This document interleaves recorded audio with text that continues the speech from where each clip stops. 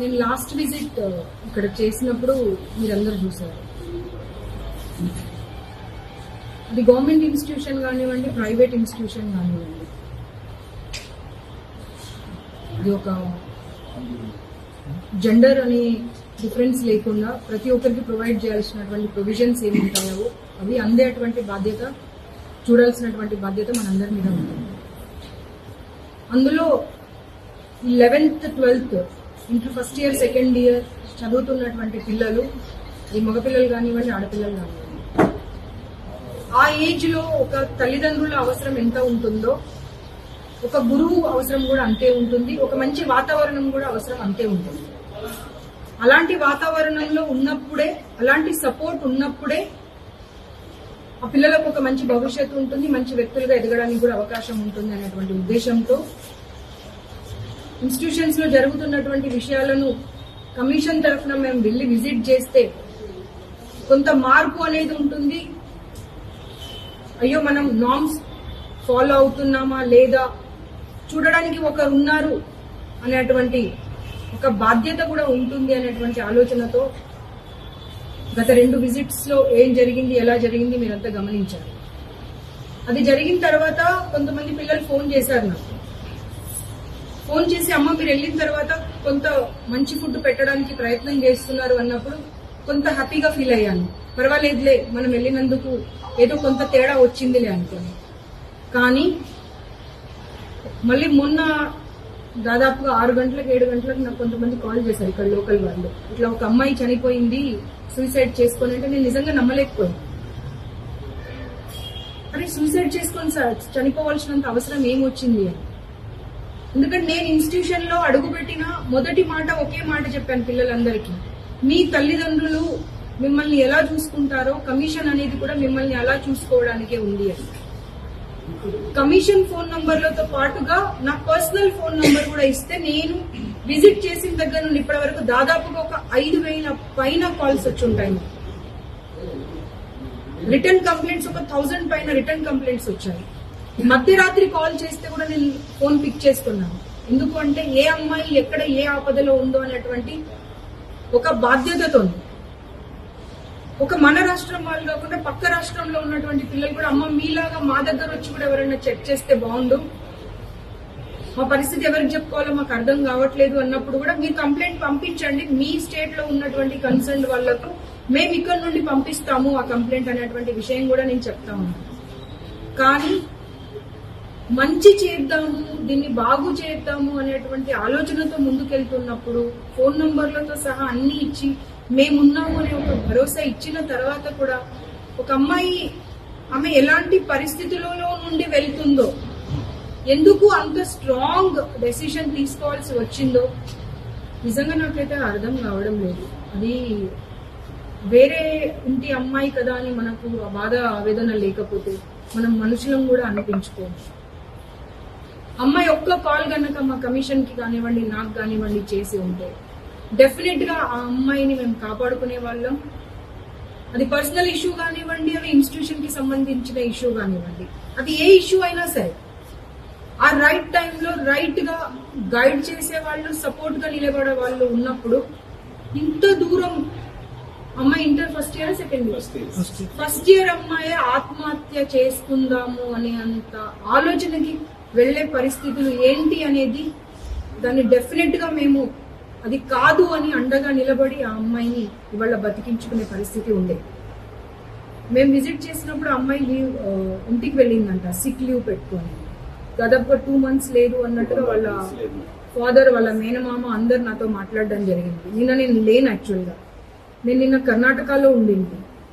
కర్ణాటకలో ఉండడం వల్ల నేను అప్పటికప్పుడు బయలుదేరి అమ్మాయి ఇంటికి వెళ్ళి అక్కడైనా నా క్రిమేషన్ లో వాటిలో పార్టిసిపేట్ చేద్దాము అని అనుకుంటే మళ్ళీ అది కూడా కాస్త లేట్ అయిపోయి అక్కడ వెళ్ళడానికి కూడా వీలు పడకుండా అయ్యింది. వాళ్ళ ఫాదర్, వాళ్ళ మేనమామ, వాళ్ళ రిలేటివ్స్ అందరు నా కాంటాక్ట్ లోనే ఉండేది. ఈ సందర్భాన్ని చూసి అర్థం చేసుకొని మానవత్వం ఉన్నటువంటి ప్రతి ఒక్కరు, అది ఇన్స్టిట్యూషన్ కానివ్వండి, పేరెంట్స్ కానివ్వండి, సొసైటీలో ఉన్న ప్రతి ఒక్కరు ఒక గుణపాఠం ప్లీజ్ దయచేసి తెచ్చుకోండి. ఇవాళ సిస్టంలో పిల్లలకు చదువు మిగతావి ఎంత అవసరమో ఒక సైకలాజికల్ సపోర్ట్ అనేది పిల్లలకు చాలా అవసరం. అది ఆడపిల్లలు కానివ్వండి, మగపిల్లలు కానివ్వండి, వాళ్ళందరికీ సపోర్ట్ గా నిలబడదాము. ఇన్స్టిట్యూషన్స్ కి కూడా దయచేసి నేను ఒక రిక్వెస్ట్ చేస్తున్నాను అండ్ సీరియస్లీ చెప్తున్నాను, వార్న్ కూడా చేస్తున్నాను. ఇది భావ్యం కాదు. మీ దగ్గరికి పిల్లలు వచ్చి మేము ఇంట్లో ఉన్నంతసేపు పేరెంట్స్ రెస్పాన్సిబిలిటీ ఎంత ఉంటుందో ఇన్స్టిట్యూషన్కి వచ్చినప్పుడు మీ రెస్పాన్సిబిలిటీ అంతే ఉంటుంది. ఆ అమ్మాయి ఇందులో ఎవరిని బ్లేమ్ చేయాలో నాకు అర్థం కావట్లేదు. ప్రిన్సిపల్ ని బ్లేమ్ చేయాలా, వైస్ ప్రిన్సిపల్ ని బ్లేమ్ చేయాలా, డీన్ ని బ్లేమ్ చేయాలా, ఏజీని బ్లేమ్ చేయాలా, ఎవరిని బ్లేమ్ చేయాలా, ఎవరిని బ్లేమ్ చేయమంటారు? మీ అందరికీ రెస్పాన్సిబిలిటీ కాదా ఇందులో? ఒక ప్రాణం విలువ ఇది. ఆ ప్రాణాన్ని మీరు తెచ్చిపెట్టగలరా? ఆ అమ్మాయి వచ్చి ఇక్కడ రిపోర్ట్ చేసి వాళ్ళ పేరెంట్స్ వచ్చి మీకు అప్పచెప్పి వెళ్ళినప్పుడు అప్పచెప్పిన తర్వాత రెస్పాన్సిబిలిటీ ఎవరిది? ఇన్స్టిట్యూషన్ రెస్పాన్సిబిలిటీ కాదా? మరి 5 గంటల నుండి 7 గంటల వరకు ఆ అమ్మాయి కనబడకపోతే ఒక్కరు కూడా వెళ్ళి ఆ అమ్మాయి ఎందుకు రాలేదు అని తెలుసుకునే ప్రయత్నం ఎందుకు చేయలేదు? చదువు ఒకటి చెప్పడం మీ బాధ్యత కాదు. మీ దగ్గర ఉన్నంత కాలం ఒక పేరెంట్ గా వాళ్ళ బాధ్యత మీ పైన ఉంటుంది. వాళ్ళ మెంటల్ కండిషన్ ఏంటి? ఆ రోజు కూర్చున్నప్పుడే చెప్పాను నేను, అందరూ ఐక్యూ లెవెల్స్ సేమ్ ఉండవు. కాబట్టి ఒకరు చదివారని ఇంకొకరిని బలవంతంగా చదివిపించేటువంటి పరిస్థితి తీసుకురాకండి. పర్సనల్ టైం ఇవ్వండి, student to student personal time ఇవ్వండి. వాళ్ళ ప్రాబ్లం ఏంటో తెలుసుకోండి, మేమున్నామనే భరోసా ఇవ్వండి అని చెప్తూ ఉంటే కూడా ఇంత తొందరగా ఇంత దారుణం జరగడం అనేది మాత్రం సరైనటువంటి విషయం కాదు. ఇది ప్రతి ఒక్కరు రెస్పాన్సిబుల్. దీనికి ప్రతి ఒక్కరం రెస్పాన్సిబుల్. నేను వచ్చి వెళ్ళిన రోజే సరిగ్గా రెస్పాన్స్ లేదని ప్రిన్సిపల్ ని, వైస్ ప్రిన్సిపల్ ని, కొంతమంది స్టాఫ్ ని మార్చమని చెప్పాను. వాళ్ళకున్న ప్రాబ్లమ్స్ అన్నింటినీ మాకు చూపిస్తే ఆ రోజు మీడియా ముందే నేను మీకు చూపెట్టి ఆ ప్రాబ్లమ్స్ అన్ని లేకుండా చూసే బాధ్యత మీరు అని చెప్పాను. దాంట్లో ఎన్ని రిజాల్వ్ చేయగలిగారు సార్ మీరు? ఏమి బాత్రూమ్స్ చూసాము ఇప్పుడు మా వాళ్ళంతా వెళ్ళి, ఏది కూడా నాకైతే జరిగినట్టు ఒక ఫుడ్ ఒకటి 4 రోజుల నుండి బాగా పెడుతున్నారనే మాట తప్పించి 4 రోజులు అది కూడా వేరే ఏమైతే మాకు కనబడలేదు. ఇప్పుడు మేము వెళ్ళిన తర్వాత అక్కడ నుండి మేమేం ఊరికే కూర్చోలేదు. మీకు సంబంధించినటువంటి ఇంటర్మీడియట్ బోర్డు నుండి రావాల్సిన శాంక్షన్స్ ఏవి ఉన్నాయో అవి కానివ్వండి, ఫుడ్ సేఫ్టీ వాళ్ళది, జిహెచ్ఎంసీ వాళ్ళది, ఫైర్ వాళ్ళది, నార్మ్స్ ని ఫాలో అయ్యారా, నార్మ్స్ ఫాలో అవ్వకుండానే మీకు పర్మిషన్స్ ఇచ్చారా అనే వాటిపైన మేము నోటీస్ పంపించడం జరిగింది. వాటి రిప్లై వచ్చింది. దాని తర్వాత తదుపరి కార్యాచరణ ఎలా తీసుకుందాము, ఇన్స్టిట్యూషన్స్ అన్నింటినీ ఏ రకంగా మనం పిల్లలకు అనుకూలంగా మార్చుదాము అనేటువంటి ప్రాసెస్ లో మేమున్నప్పుడు మీరు ఒక చిన్న అమ్మాయి రెస్పాన్సిబిలిటీ తీసుకుని ఒక అమ్మాయి ప్రాణం కాపాడలేకపోయారు. ఇన్స్టిట్యూషన్ రన్ చేయడానికి మీరు అర్హులేనా కాదా అనేది ప్రతి ఒక్కరు మిమ్మల్ని మీరు ప్రశ్నించుకోండి.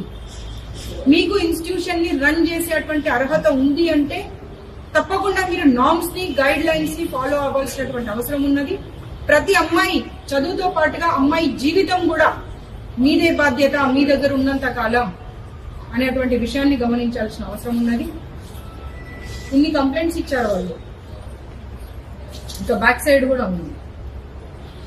దీంట్లో ఎన్ని మీరు తీర్చగలిగారు, ఎన్ని తీర్చలేదు అనేటువంటి విషయం కూడా కూర్చొని మాట్లాడతాము. ఇక మీదట ఏ ఇన్స్టిట్యూషన్ అయినా సరే తప్పకుండా నార్మ్స్ ని ఫాలో అవుతేనే, గైడ్ లైన్స్ ని ఫాలో అవుతేనే ఇన్స్టిట్యూషన్ రన్ చేయడానికి మీరు అర్హులు అవుతారు. ఆ విషయాన్ని గమనించాల్సినటువంటి అవసరం ఉన్నది. ఈ అమ్మాయి చనిపోవడానికి, ఈ అమ్మాయి ఈ రకమైన పరిస్థితిలోకి రావడానికి ప్రతి ఒక్కరమే బాధ్యులం.